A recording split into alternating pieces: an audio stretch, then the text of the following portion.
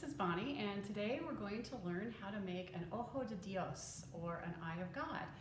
These are really common in the Southwest, particularly in New Mexico where I grew up, and I'll show you a couple of little examples here of ones I did earlier. These are representative of a spiritual, all-seeing eye, or the eye of God, and they're used as symbols of protection or luck. Often you'd find them on households, but they're also a really fun, creative thing to do and to make. So we're going to learn two different versions. One, the kind of traditional version that's made on the shape of a cross, and also a more hexagonal version that uses 3 sticks instead of just 2. So we've got my supplies laid out on the table here. I've got popsicle sticks, or craft sticks. I have a couple different colors of yarn to play with. And one of these yarns, you can see I picked a self-striping yarn, or a yarn that changes color, so that'll change color as we go around.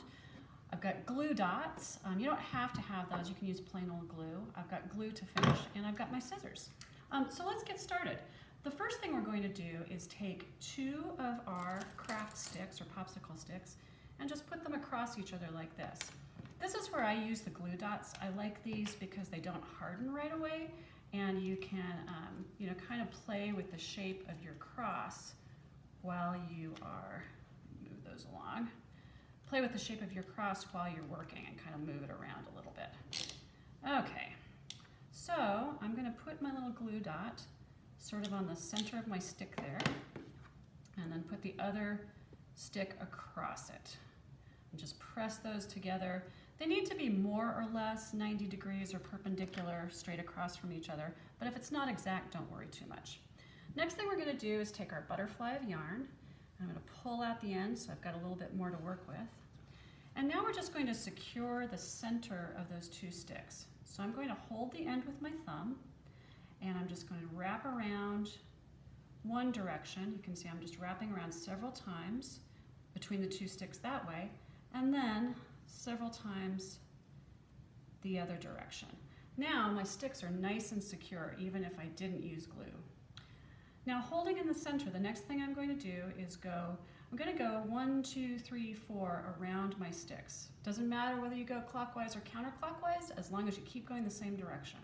So I'm going to go over and around, over the next one and around, over and around, over and around, over the top and around, over the top and around. And as I do this, I'm catching that little tail, right, over the top and around. You catch that tail, or not. Over and around, over and around. Now I want to show you what I've got so far. You can see that the pieces going around are starting to form a little box around that center part. And because I'm using yarn that changes color, the color in the center is different than the color on the outside. I'm going to keep going, and I'll show you really slowly now. Over the top of the stick, around, quarter turn to the next stick. Over the top, around the bottom, quarter turn. Over, under, quarter turn. Over the top, around the bottom, quarter turn. And so on. And you just keep going like this for a little while. You'll eventually get the rhythm of it. Now, we've got this annoying little tail that's sticking out the back. What are we going to do with that? What we're going to do with that is we're just going to clip it off.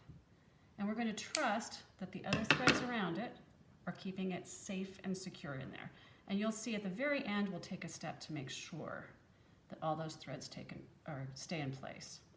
So I'm just going again and again, over the top, around. You can see my yarn is continuing to change colors, and that gives the Ojo the illusion of being deeper than it is. Okay, now that we've got a pretty good color change going from the dark yarn to the light, I'm going to do something fancy here. On the next stick over, I'm not going to go over, I'm going to go under. I'm going to mix it up. I go under this and around, and under and around. What? Now we're doing it wrong. Actually, we're not doing it wrong at all. We're just reversing where the yarn lays down in relationship to the sticks. So all I'm doing is now, instead of going over, I'm going under and around. And if you're still doing the over part, don't worry about that. Keep going just the way you're going. We're going to do this on another one, and you can practice as many times as you want. I'm going to keep going. It may not be quite obvious yet what I'm doing by going under now instead of over. But in just a moment, you'll start to see sort of a shadow box effect start to happen, where I've got one set of yarns that are laying on top of the sticks and are high, and the other set of yarns are laying underneath the sticks and are low. And what that does, now that you can see it, that gives it a three-dimensional effect, sets some shadow behind the other yarns, and with the color changes, you can really see how beautiful that's going to be. Now, just to sort of drive that home, I'll go around one more time here.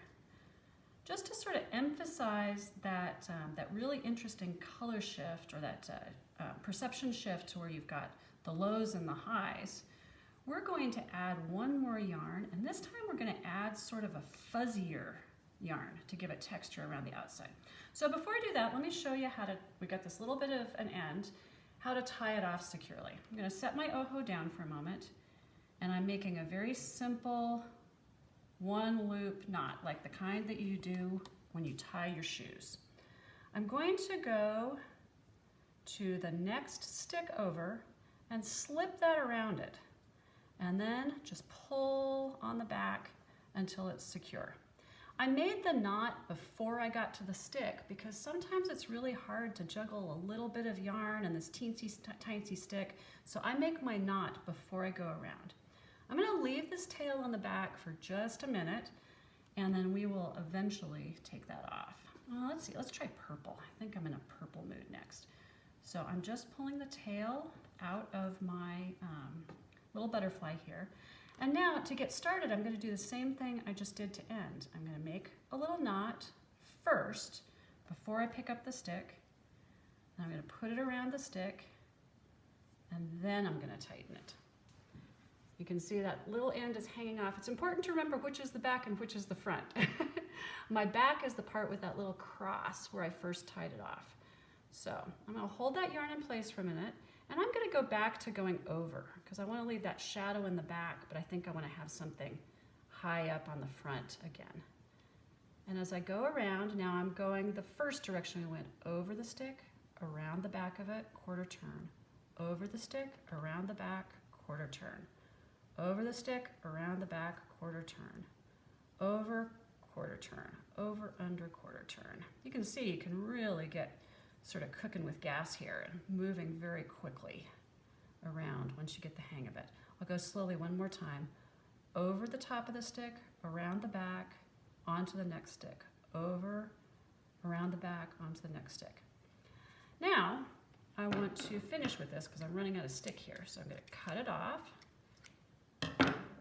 And I'm going to do the same thing I've done every time, leaving it right where it is in the stick. I'm going to tie a very simple knot, the kind you use to tie your shoes. Make sure it got wrapped around that, and I'm going to slip it around, and then once it's on the stick, use my fingers to cinch that knot down. And there we have your first Ojo. Okay, so before we move on to the more complicated one, I'm going to show you how I make sure these stay secure. So I'm going to cut off all my ends, and you want to be really careful with your Ojo for just a minute after you cut off all the ends, because for now, for this minute while we've got this going on, all of those ends aren't very secure. There's just a very simple single knot. Now I'm going to lay it on the table. Here's where I get my trusty glue. I like glitter glue, so that's what I'm going to use. I'm just going to take a little bit of glue. Whoop. My glue's making rude noises. And I'm going to dab it on the back side, making sure you're on the back side of each of my 4 sides. And you actually want a pretty generous amount of glue there. You want the glue to go ahead and get caught in the yarn. Okay, once I've done that, and put the top on my glue down, now I'm just going to take my fingers and smush that glue into the yarn, especially these little ends. You want to make sure you catch all those little fuzzy ends, And what that's going to do is make sure that they don't go anyplace. And there is your finished Ojo. We'll put that right side up so you can see it and enjoy it while we're doing the rest. Okay, next up, we're going to do a slightly more complicated version of the Ojo, which has 6 ends instead of just 4. So the first thing about this is that your sticks, when you did the last one, this is what I get for getting glue in my fingers, everything sticks. So on the first one, our sticks were 90-degree angle or straight perpendicular. This time, we're going to put them in more of an X pattern. And the reason we're going to do that is because we're going to get a third stick. So these two are in kind of an X pattern. And then when that third stick comes in, they're all equidistant from each other, kind of like the way you slice a pie or a cake or a pizza. So we're going to go back to our little glue dots here. And again, you can use regular glue. I just like glue dots because I don't have to wait for it to dry. And they mush around a little easier if I want to change where my sticks go. So I got my first 2 sticks glued together. Make sure they're more or less straight, but if it's not perfectly straight, it's not the end of the world. Put a glue dot on my next stick. Press that into place. And there we go. I've got my little shape with my sticks. So the next thing I want to do is choose my yarn to go in the middle.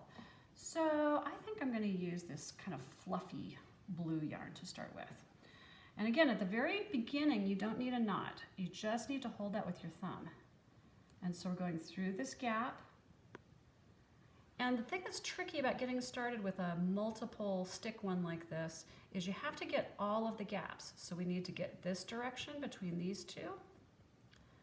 And you can see the one place left where we don't have any yarn is between those two. So we're going to go get thread in there. Okay, I've got that end nice and secure right now. So I can just take my scissors and cut that right off. Okay, so this side where the pattern is nice and even, I want to use for my front. You can use either side, just decide which is going to be the front before you get started. Now we're going to do the exact same thing we did before. Starting from where the yarn ended, I'm going to go over the top of the stick, around to the next stick. Over the top, around to the next stick. Over and around. Over and around. Over the top, around. And I'm just turning it just far enough each time to get to the next stick. I'll slow down and do that slowly for you one more time. So it's coming under the back of this stick, over the next one, under, over the next one, under, over the next one. I'm going to go ahead and do this for just a minute until I run out of, well, maybe not all the way until I run out of yarn. When I get ready to be done with this yarn, which I think I am, I just want to cut it off. This super fuzzy stuff is hard to cut. I'm going to tie a knot in it. And again, I always tie my knot before I try to put it on the stick, just because it's so hard once you get it around the stick to fuss with it. Slip that around the stick, tighten it down onto the back. I'm just going to leave that for a moment. So there's the center of my 6-arm Ojo. Now I'm going to get a little fancy. I'm going to use this kind of glittery yarn. I really like this stuff. I'm just going to take this straight off the ball. So starting from the same place, I'm just going to hold it on the back. You can tie it off or not, but this is going to get pretty tight pretty quickly, so I'm just going to hold it. So I'm going over again this time. I'm going the original direction, over and around, over and around, over. And you'll notice that when you go around the back of one stick and then it goes over 2 sticks. That feels a little weird until you realize that's what's happening, is you're going over 2, over both of those. As you change between sticks, your yarn actually goes the length of 2 sticks. Watch that again. You're coming around this one right here, goes over the top of that one, on to the next one, and around. And that's what builds that really nice window pane around. Now, let's see what happens if we reverse that. So I just picked a place, and now I'm going under and around, under and around. And what's happening now is that part where the yarn goes over a couple of sticks at a time, where it stretches out and you really see the color of the yarn, That's happening on the back, and that's what creates that shadow box effect. I'll do a couple more of these and I'll turn it over so you can see the back. So I'm going under, over, under, over, and with every pass, I'm changing to the next stick. Now when you turn that over, see you've got these straight lines of yarn. They're just on the underneath side. And that's what gives it that shadow box effect, where you've got one yarn high and one yarn low. And on this one, it's really emphasized because I put a fuzzy yarn in the middle, and I've got a thinner straight yarn that I'm winding around the sides now. Okay, so we're gonna do just a little bit more of this. The thinner yarns do take a little longer, and that's okay. And remember, just keep doing the same thing. Under the stick, around the stick. Under the stick, around the stick. I'm going, what am I going? I'm going counterclockwise. I do that naturally. It doesn't matter. You can go clockwise or counterclockwise as long as you keep going the same direction to build your shape slowly but surely. Okay, now that we've got a pretty good amount of this yarn, I really like this because it kind of looks like a snowflake with these sparkly little bits hanging off of it. Okay, anyway, but before we run out of stick, I want to make one more color change. So I'm going to cut this off. Now you notice on the first end, it didn't matter so much that I tied a knot. When you finish a color, it matters a little bit more. And the reason it does is because your fingers can only hold on to one thing at a time. And when you start your new yarn, your fingers are going to be holding onto your new yarn. So you want your old one really secure so that your fingers can focus on the new yarn. So just like I did with the last one, I'm leaving all these loose ends just kind of hanging out the back. And now I'm going to go to kind of this pretty turquoisey looking yarn. And you can see this has little purple flecks in it and stuff, so this will be really fun. You can start anywhere. I'm going to start on a different stick just because I like having my ends hanging out at different places where I can see them. Now I'm going to go back to the over part. So I'm going over the stick and around. I'm going kind of quickly here to get it established or get it set, and then I'll slow down and show you again what I'm doing. So you can see the reason I decided to go over on this one, this yarn has like those purple flecks in it. I really want those to show off, so I want those to be on the top where you see them. And it also gives our Ojo one more dimension because it starts high and then it goes to behind and then it goes back up to the top. Okay, now that I've got this established, you can see that I went to the top because these little color flecks are so pretty and I wanted to be sure that those showed. Okay, so I'm going over a stick, around it, back over that one and over the next one. So every time you come to the top, you're taking your thread across two sticks, over the stick and around, onto the next one, over and around, onto the next one, over and around, onto the next one, over and around. Now you could keep going this way until you get all the way to the very end of the last stick, and that's fine if you want to do that. But let's say you think this one is finished just as it is, and you don't want to add anything else to it. I'll show you a quick way that you can cover up the rest of those sticks. So on the next one, I'm going to wind around and around and around and around and around this stick and cover up the stick. Then I come back to the bottom near where my other threads are, go around, and I'm just winding extra yarn onto the stick to hide the stick. Onto the next stick, wind the yarn around. Onto the next stick, and wind the yarn around. If you know how to make pom-poms, you can also put pom-poms on the end of these, or feathers, or you can make a little string around the end to hang it up. All kinds of different things you can do. You also don't have to use yarn. You can use ribbons.